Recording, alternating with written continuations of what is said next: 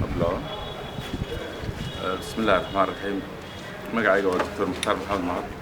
waxaan joogaa magaalada Gaalkacyo maamulka Galmudug waxaan maanta ka hadlaynaa oo aan diiradda saaraynaa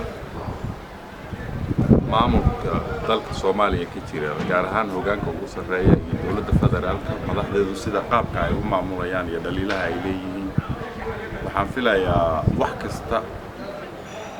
oo ummad ay samaysato waxa wax qalda ama wax wanaajiya waa hoggaanka ugu sarreeya haddii hoggaanka ugu sarreeya uu xumaado maamulka iyo nidaamka ka jira waddankaas oo dhan wuu xumaanayaa haddii hoggaanka ugu sarreeya waddanka uu wanaagsanaanayaa oo wax xumaanaya ma jiro marka ummadda Soomaaliyeed waxaan ku baraarujinayaa mar walba oo u sheegaynaa in problemka iyo mashaakilka iyo burburka siyaasadeed iyo maamul xumada iyo dhibaatada jirta iyo amni la'aanta iyo cadaalad la'aanta intaba inuu horseed u yahay oo uu sabab u yahay hoggaanka xun ee waddanka ka jira waa ogtiin dalkeena maanta Soomaaliya 3 sano ugu dambeysay dhibaatada ugu badan baa ka dhacday waddankan iyadoo maamul goboleedyadiisu dhisan yihiin magaalada xamar jidadkeedu furan yihiin bulshadu isu socoto oo isu socodkii bulshada aan la xayirin intaas oo dhan ayaa madaxweyne Farmaajo uu waddan xilka qabtay waa ogtiin maanta halka ay wax marayaan caasimadii Muqdisho waa aragteen sida ay tahay xabsi guri bay ku jiraan shacabka Soomaaliyeed oo gobolka Banaadir 3 sanadood maalinba maalinta ka dambaysa waa looga sii darayaa 3 jid baa furnaan jiray oo jidadka waaweyn saddexdiina waa xiran yihiin maanta sabab loo xiray ma garanayno maamuladii waa arkayseen sida loo sarifay problemka ka jira Galmudug oo kan ugu weynaa waliba Jubbaland waxaan leeyahay Puntland intaba Somaliland waa arkayseen in hadda la bilaabay qorshayaal oo kale waxaan maqlaynaa arrimo sir ah hataa in maamul dhexda laga samaynayo oo Sool iyo Sanaag maamul kale laga samaynayo oo odayaashoodii loo geeyay safiirka Qatar waa la soconaa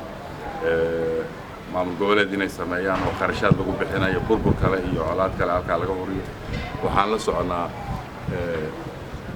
dagaalada ka socda Gedo waxaan la soconaa Muqdisho laftirkeeda iyo Afgooye inta u dhaxaysa waa ogtiin sida ciidamada iyo loogu gumaadayo mar walba cid ka hadlaysa iyo cid wadaysa aysan jirin iyadoo intaas oo dhan jirto oo matqaanaa mashaakil meel walba laga abuuray oo meel walba dadkii laga xiray caasimadii lafteeda haddana waxaa lagu leeyahay maanta waalida cusub oo wajiga cusub yeelanaysa doorasho qof iyo cod ah ayaa la qabanayaa oo waa la saxeexay madaxweynihii Muuse xaqiiqatan waa wax laga xishoodo weey waxaas waxa fiican madaxda dalka inay aqliga shacabka ixtiraamaan alla ka cabsadaan hatta aqligii dadka iyo aqoontii dadka iyo fikirka lama ixtiraamaya xataa wixii la doono in dadka loo sheego aad bay dhibaato u tahay waa ihaano dadka la ihaanaysanayo in wax walba iska soo sheego inta meel la soo istaago dhibaatooyinka ugu fara badan dadku inay qaladkooda qirtaan oo ay ka cudur daartaan oo ay wax saxaan haddaysan saxi karin in la saxa ogolaadaan baa wanaagsan waxay la tahay in dalka Soomaaliya maanta khatar weyn ku jiro aad iyo aad u weyn waxa weeye mashaakilkan la abuurayo maanta Galmudug intaasoo maamul oo kala duwan baa ka jira oo wada sharci darro mid mooyaan waxa weeye waa ognahay madaxweyne xaaf inuu Galmudug mideeyo wala soconaa ahlu sunna oo intaasoo dowladii federaalka oo dhan ay matqaanaa la mideyn waayeen maamulka Galmudug ay ka mid dhigi waayeen inuu kala mid dhigo wala soconaa maalintii la doortay ilaa maanta inaan hal maalin dowladda federaalka xataa wanaag kala shaqeynina wala soconaa intaana isagu wanaag diyaariyo Jubbaland waa aragnaa nabad ku wada noolaanshaha iyo xasiloonida iyo wanaagga ka jira oo haddana soo dowladda ay la dagaalamayso Puntland sidoo kale waa aragnaa waana u jeednaa inay nabad ka jirto in wanaag ka jiro in dadku weligeed aysan wax dhibaato ka dhicin haddana dagaal baa lagu hayaa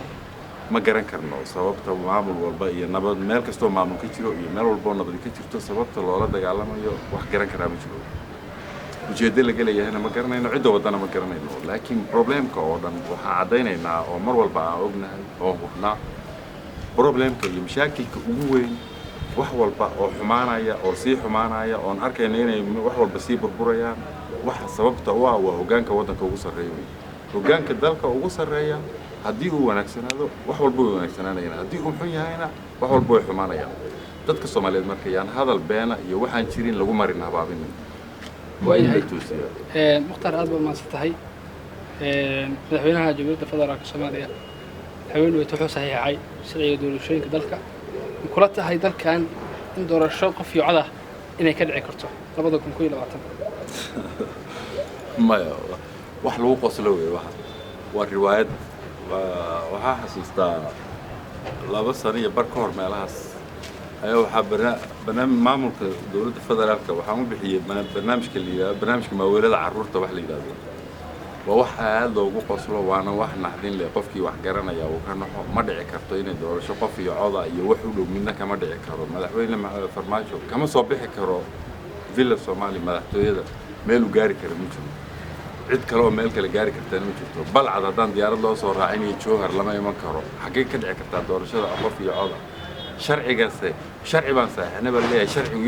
yahay horta yaa samaystay waddankan maxkamad dastuuriya male sharci lama samayn karo baarlamaan wuxuu sameeyay iyo sharci dejintii waxay sameeyeen oo ansixiyeen ma jiro